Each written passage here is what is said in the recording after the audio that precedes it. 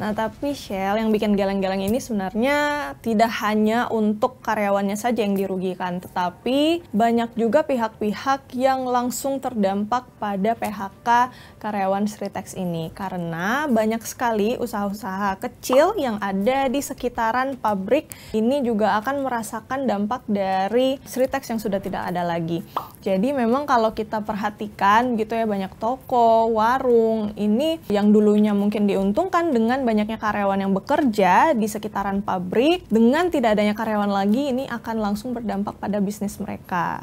Nah, kalau dengar-dengar cerita-cerita dari pedagang sekitar, memang bahkan ada satu pedagang gitu ya, yang sudah rela membuka toko, membayar berjuta-juta untuk membeli tanah di situ untuk membuka warung. Namun sayangnya karena adanya berita tidak enak ini, Sritex akhirnya pilot dan karyawan mesti di PHK ramai-ramai. Akhirnya investasi dari yang mereka buat warung ini akhirnya harus mengalami rugi juga.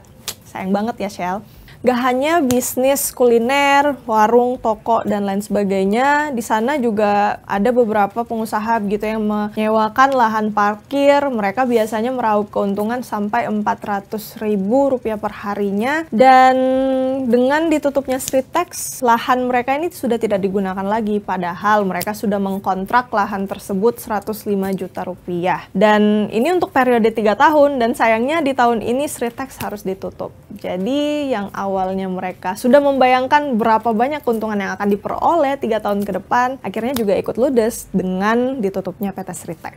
Gak berhenti sampai di situ Shell, di sini juga banyak sekali pihak-pihak yang dirugikan juga, karena kita tahu Sritex itu juga ada beberapa rekanan-rekanan atau perusahaan-perusahaan yang bergantung dari hasil produksi yang dihasilkan oleh PT Sritex. Nah, ini tentu akan mempengaruhi rantai pasok dan juga stabilitas perusahaan-perusahaan yang tadi itu, yang sudah lama bergantung pada operasional jasa-jasa yang ditawarkan oleh PT Sritex sejak tahun 1966. Dan kalau kita lihat lagi big picture-nya ini juga akan berpengaruh ke daya beli masyarakat, karena pendapatan daerah juga akan ikut turun dan ujung-ujungnya ya berdampak pada ekonomi Indonesia secara keseluruhan.